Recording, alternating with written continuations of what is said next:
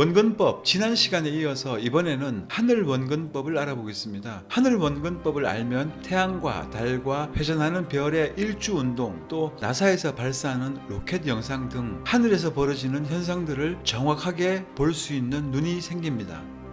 자, 여기에 저를 닮은 모델이 한 명 서 있습니다. 자, 이 관찰자가 태양을 한번 관찰해 보도록 하겠습니다. 자, 우리가 남쪽을 보게 되면 태양이 떠오르는데요. 위에 태양을 한번 봐보세요. 자, 실제로 태양은 이렇게 일자로 쭉 지나가게 됩니다. 그런데 태양이 멀리서 정오로 오면서 작은 것이 가까워지면서 점점점 커지게 됩니다. 자, 이 설명은 태양의 실체만 놓고 설명을 하는 거예요. 관찰자와 태양 사이의 공기층 때문에 아침과 저녁에 지는 태양은 노을이 지게 되고 또 월등히 커 보이게 됩니다. 그렇지만 카메라에다가 어두운 필터를 장착해 가지고 태양을 관찰하면 태양의 실체를 볼 수가 있는데요. 태양이 가까이 오면서 점점 커지고 멀어지면서는 점점점 작아지게 됩니다. 관찰자 입장에서 태양이 멀면은 아래로 떨어져 보이고 가까울수록 멀리 있던 것이 가까이 오게 되니까 이게 쭉 떠오르는 것처럼 보이게 되는 거죠. 이런 식이 되는 겁니다. 자, 이렇게 돼 가지고 정오가 되면 태양과 제가 가장 가까이에 있기 때문에 가장 큰 태양을 보게 됩니다. 그리고 가장 높은 태양을 보게 되는 거고요. 그 다음부터는 다시 멀어지면서 태양은 점점점 작아지면서 아래로 이렇게 떨어지게 되는 겁니다. 위에서 한번 볼까요?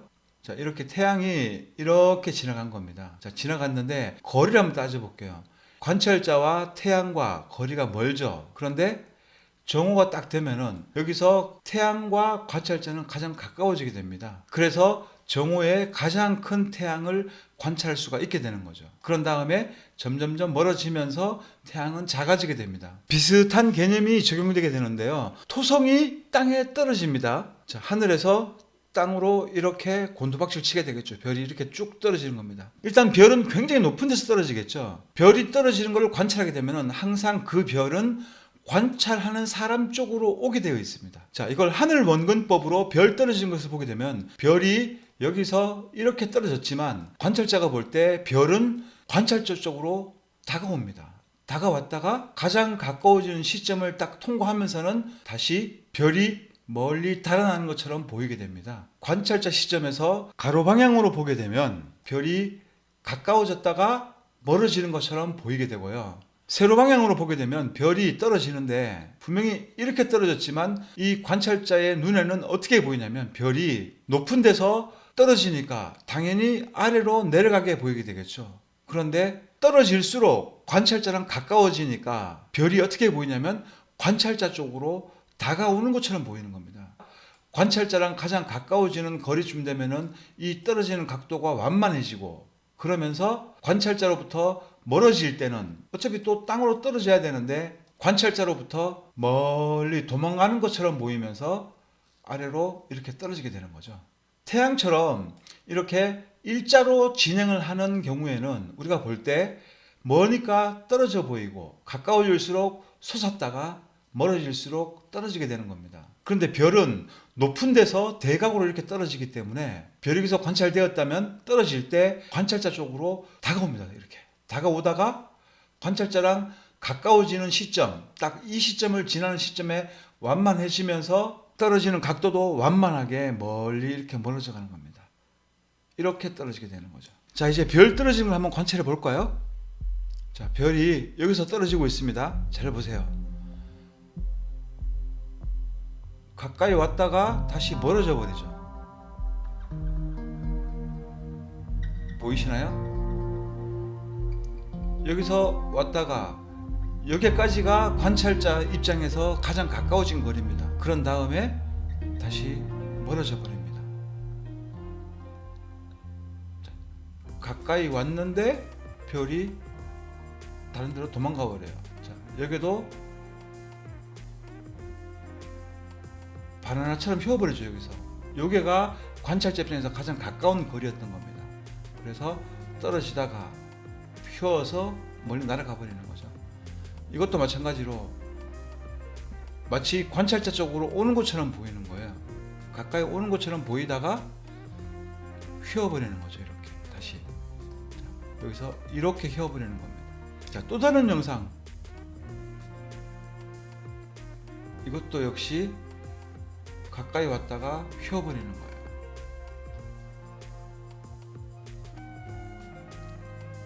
여기가 관찰자 입장에서 가장 가까운 거리가 되는 겁니다. 그런 다음에 이렇게 휘어가지고 활처럼 휘어버리잖아요. 이렇게 떨어지면서 가까이 오는 것처럼 보였다가 가장 가까워지는 시점부터는 다시 멀리 도망가는 것처럼 이렇게 쭉 이렇게 휘어버리게 됩니다. 가까이 왔다가 이렇게 휘어버리죠. 이렇게. 그래서 모든 별은 별 떨어지는 것 관찰하는 각도에 따라 틀리지만 전면에서 대각으로 떨어지고 있는 별을 본다면은 어떤 별이든 항상 이렇게 관찰자 쪽으로 가까이 오다가 그러다가 가장 가까워지는 시점을 지나서는 휘어서 아래로 떨어지게 되어 있는 겁니다. 이렇게. 이것도 가까이 왔다가 멀리 휘어서 가버리는 거죠. 이번에는 로켓 영상을 한번 보겠습니다. 자, 이 영상인데요. 제가 전에 한번 소개해드린 영상이에요. 로켓을 발사하는 영상인데 로켓은 수직으로 급격하게 올라갔다가 완만한 포물선을 그리면서 아래로 곤두박질 치게 되어 있습니다. 카메라는 여기서 이쪽 방향을 보고 있었고요. 로켓은 여기서 이렇게 날아갔습니다. 위에서 봤을 때 이렇게 날아갔다는 거예요. 그런데 어떻게 보여지는지 한번 보겠습니다. 로켓이 하늘로 올라가서 이제 이때까지는 거의 뭐 수직에 가깝게 올라갔죠. 이렇게 올라갔기 때문에 이 시점에서는 별 뭐 특이점이 없는데요. 그런데 로켓이 한참 올라간 다음에 이제 관찰자 쪽으로 가까이 옵니다. 자, 보이시죠? 그럼 멀리서 발사해 가지고 이게 올라갔다가 이제 관찰자 쪽으로 와서 더 가까이로 와서 이쪽으로 떨어져야 되는데 이쪽에 보이는 이 물에 떨어져야 될 텐데 로켓은 그러지 않고 방향을 틀어서 쭉 멀리 날아가 버립니다. 자, 보이시나요? 여기서 해서 지금 로켓이 여기에 있는데요. 로켓이 떨어지면서 점점점 이 관찰자하고 멀어지는 겁니다. 멀어지다 보니까는 아래로 급격히 떨어지는데 멀리 사라지고 있는 거죠. 이렇게. 발사해서 포물선을 그리면서 관찰자 쪽으로 가까이 오는 것처럼 보였는데 자, 이제 이 시점부터 위에서 봤을 때 관찰자가 있고 로켓이 여기서 발사돼 가지고 하늘 높이 올라갔다가 이제 먼 바다로 이제 날아가야겠죠. 그래야 이거를 못 볼 테고요. 그래서 이게 날아가는 와중인데 이 사이에서 이 시점에서 관찰자랑 가장 가까웠던 겁니다. 그래서 관찰자가 볼 때 로켓이 하늘로 올라갔다가 이렇게 가까이 오는 것처럼 하다가 다시 멀리 이렇게 사라져 버리는 거죠. 그래서 로켓이 하늘로 올라갔다가 급격히 쭉 떨어지면서 가까워지고 있다가 그러다가 관찰자로부터 이제 멀어지면서는 이제 멀리 추력낭을 치는 겁니다. 자, 이제 별 영상을 볼 텐데요. 지금 보여드리는 별 영상은 전부 다 제가 직접 촬영한 겁니다. 자, 이거는 뭐 다 많이 봐가지고 아시겠지만은 북극성을 바라보고 촬영했을 때 이렇게 북극성을 놓고 회전하는 별무리를 우리가 볼 수가 있는 겁니다. 자, 이런 식으로. 이게 10초짜리인데요. 촬영하는데 2시간 반이 걸렸습니다. 2시간 반 걸려가지고 10초짜리 영상 한 개가 나오는 거죠. 자, 이렇게 북극성을 놓고 완벽한 원을 그리면서 모든 별들이 돌고 있었습니다. 카메라를 90도 가까이 펼쳐놓고 하늘 위를 정면으로 바라보게 되면은 어떤 효과가 나올까요? 자, 이건 서울에서 찍은 건데요. 이것도 2시간 반에 걸쳐가지고 10초짜리 영상을 찍은 겁니다. 자, 여기 보시면은 자, 이쪽이 북쪽입니다. 북쪽이고 이쪽으로 더 가게 되면은 여기에 북극성이 있어요. 북극성을 놓고 이렇게 원을 그렸어요. 그리고 한가운데는 뭐 거의 일자를 그렸고 그리고 바깥으로 빠지면서는 바깥으로 원을 그리는 걸 볼 수가 있습니다. 그러면은 우리가 이제 학교에서 배우기로는 이런 거는 적도에서나 볼 수 있는 걸로 사람들이 알고 있는데 이거 서울에서 찍은 겁니다. 서울에서 직각으로 머리 위를 촬영하게 되면 자, 이런 식으로 서클이 나눠지는데요. 북극성을 향해서 서클이 나눠지고 또 나머지 이 중앙을 넘어서는 별들은 남쪽으로 또 이렇게 휘게 됩니다. 그러면 이 별들이 진짜 남쪽으로 휘었을까요? 자, 이것이 왜 이렇게 되는지 설명을 드리도록 하겠습니다. 제가 있는 시점에서 별이 가장 가까워지는 시점이 바로 이제 이 시점이 됩니다. 이 시점.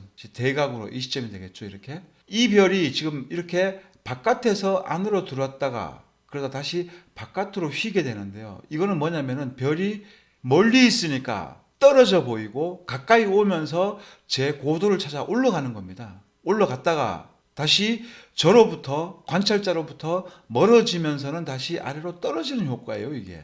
그래서 이쪽으로 선을 쭉 그어놓고, 이건 제가 카메라 각도가 틀려서 그런데요, 이렇게 대각으로 선을 쭉 그어놓고 이 시점이, 이 부근이 관찰자로부터 가장 가까운 거리입니다. 그러다 보니까 바깥에 외곽에서 크게 이렇게 회전하는 별은 관찰할 때는 이렇게 라운드가 지는 게 아니라 반대로 이렇게 꺾어져 보이는 거죠.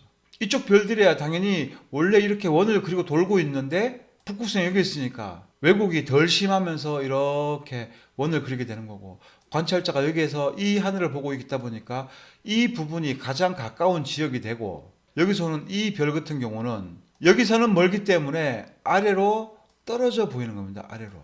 제가 이쪽 하늘을 관찰하고 있으니까 이쪽에 가까워질수록 점점점 안으로 이렇게 들어오는 거죠. 들었다가 다시 이 시점을 지나면서 다시 멀어지게 되는 겁니다. 이렇게 멀어지면은 아래로 떨어진다고 했죠. 그러니까 이것도 같이 쭉 떨어지는 거예요. 그러다 보니까 마치 적도에서 바깥으로 이렇게 원을 그리는 것처럼 보이고, 여기는 별로 여기는 떨어지고 말 거가 없죠. 한가운데니까. 그리고 이 한가운데를 지난 시점부터는 이렇게 원을 서로 나눠 그리게 되는 겁니다.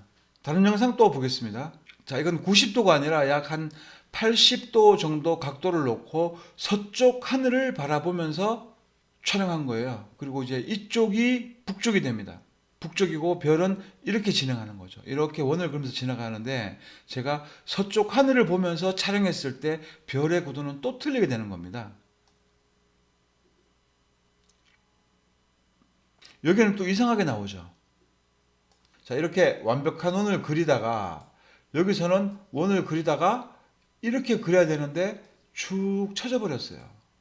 이게 왜 처졌냐면 관찰자로부터 멀어지고 있기 때문에 아래로 다운되어 보이는 겁니다. 그래서 원을 잘 그리다가 관찰자로부터 가까워지고 그 다음에 멀어지면서부터는 이렇게 아래로 축 처지게 되는 겁니다. 이렇게 처지지만은 아까 제가 맨 처음 화면 보여드렸듯이 북극을 놓고 봤을 때 이렇게 원을 그렸잖아요. 그렇듯이 이 별 역시 북극성에서 가까이에 있는 별이다 보니까 이렇게 원을 그리고 있습니다.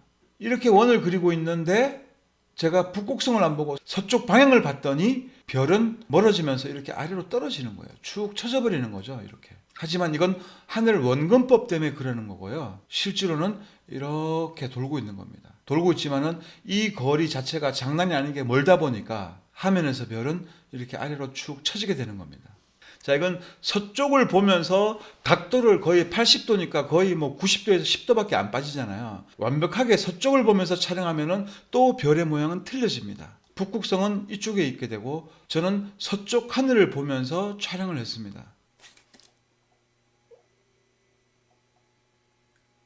날이 밝아서 잘 안 보이는 부분도 있는데요. 자, 여기서 보면은 북극성이 여기 있다 보니까 가까운 별은 그나마 이렇게 원을 그리는데 북극성으로부터 멀어질수록 관찰자 시점에서 이렇게 라운드를 점점점 이렇게 쳐지게 되는 겁니다. 이렇게. 그러다가 이 관찰자 시점을 지나게 되면은 역으로 휘게 되는 거죠. 이렇게. 이게 원근법 때문에 왜곡되는 현상이에요. 자, 그럼 남쪽 하늘을 한번 봐볼까요? 제가 남쪽을 보고 이제 촬영을 한 겁니다. 그랬더니 별의 움직임이, 이거 뭐죠? 이 별도 북반부에 있는 별인데 이 남쪽 방향으로 별이 다 휘고 있어요. 이렇게요. 자, 제가 서울에서 남쪽을 보고 별을 촬영을 했더니 당연히 북반부에서 북극성을 중심으로 별이 회전을 해야 되는데 북극성으로 중심으로 회전하는 것이 아니라 역방향, 남쪽 방향으로 별이 이렇게 회전을 하고 있네요. 이렇게. 여기 북반부의 별들이기 때문에 실제적으로 별은 이렇게 회전을 해야 됩니다. 이렇게 회전을 해야 되는데 보이는 거는 전혀 다르게 작용을 하고 있어요. 반대로 보여지고 있죠. 이렇게. 이 이유 설명 안 해도 다들 아시겠죠? 제 시점에서 이쪽이 가장 가깝다 보니까 별들이 멀리 있으니까 아래로 떨어져 보이고, 태양처럼 아래로 떨어져 보이고, 가까이 오면서 쭉 떠올랐다가 그러다가 다시 멀어지면서는 다시 아래로 다운되는 현상인 겁니다. 이게 이렇게 하늘에서 별이 왜곡되게 보여지게 되는 것이고요. 여러분들이 정확한 북쪽과 남쪽 방향을 나침반으로 안다면, 하늘의 별을 촬영한다든지 관찰하게 되면 보는 방향에 따라서 별의 휘는 각도가 틀려지게 되는 겁니다. 서울에서 북극성을 보게 되니까 이런 서클을 그렸죠. 완벽한 서클을 그렸습니다. 자, 여기가 중심으로 놓고 모든 하늘에 떠 있는 모든 별들이 회전을 하고 있기 때문에 이렇게 북극성을 중심으로 놓고 보게 되면 완벽한 원을 그리는데, 북극성을 보는 게 아니라 다른 방향을 보게 되면 별은 왜곡되게 되어서 보여진다라는 사실이죠. 자, 지구가 둥글다면 서울에서 약 한 35도 정도 각도로 이렇게 36도 이렇게 각도 놓고 보게 되면은 이렇게 북극성을 중심으로 회전하는 별을 언제든지 촬영을 할 수가 있습니다. 1년 365일 하늘만 맑다면 이렇게 완벽하게 원을 그리면서 회전하고 있는 별들을 언제나 관찰할 수가 있습니다. 그렇다면은 지구가 둥글다면 남쪽 호주에서도 호주 하늘 각도를 35도 정도 놓고 본다면은 이렇게 남극성을 놓고 이렇게 회전하는 별을 볼 수 있어야 되는 겁니다. 그러나 현실에서는 절대로 볼 수가 없다는 거죠. 그 증거로 북극성을 놓고 이렇게 회전하는 서클을 촬영한 영상은 수천 개, 수만 개가 될 거예요.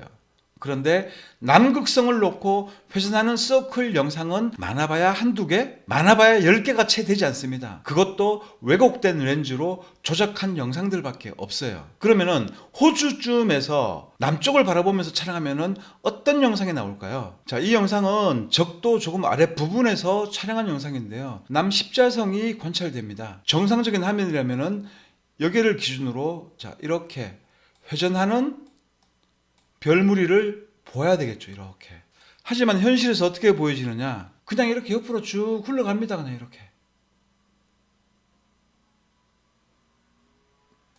아주 완만한 원을 그렸죠. 자, 이거는 관찰자 입장에서 여기가 가장 가까운 라인입니다. 그러다 보니까 실제로는 별이 이렇게 회전을 하는데, 북쪽을 보면서, 하지만 멀리 있다 보니까 이쪽에 있는 별들이 아래에서 이렇게 완만하게 원을 그리면서 올라옵니다. 그랬다가 가장 가까워지는 시점을 지나서 다시 완만하게 떨어지는 거죠. 이렇게. 그래서 호주에서 남쪽을 보고 별을 찍게 되면은, 정상적인 카메라로 찍게 되면은 이렇게 됩니다.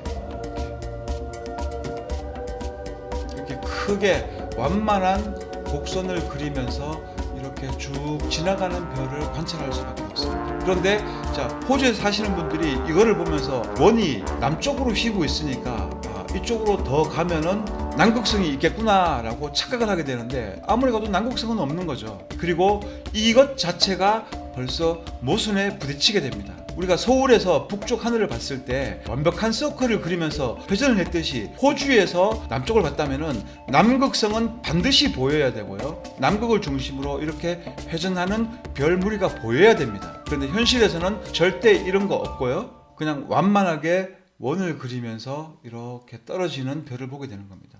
태양이 멀리서 가까이 하늘로 솟았다가 아래로 떨어지는 것처럼, 자, 이런 식의 별의 회전만 보게 되는 겁니다. 자, 여기에 별 영상이 있는데요, 원근법의 표준입니다. 보면은 별이 이렇게 회전을 하고 있는데요, 자, 여기가 북극성이 이쪽에 있겠죠. 그래서 북극성을 놓고 이렇게 급격하게 원을 그리다가 밖으로 빠질수록 점점점 이 아랫부분들이 완만해지고 윗부분도 완만해집니다. 그래서 얼핏 보면 원을 이렇게 그리고 있고, 여기는 적도, 그리고 이쪽으로는 남극쪽, 남반부를 회전하는 별처럼 얼핏 보면 그렇게 보이게 되어 있는데요, 자세히 보면은 이것이 별이 밖에서 안으로 들어왔다가 다시 밖으로 빠졌지만 빠지면서도 역시 북극을 향해서 회전하고 있는 것을 관찰할 수가 있는 겁니다.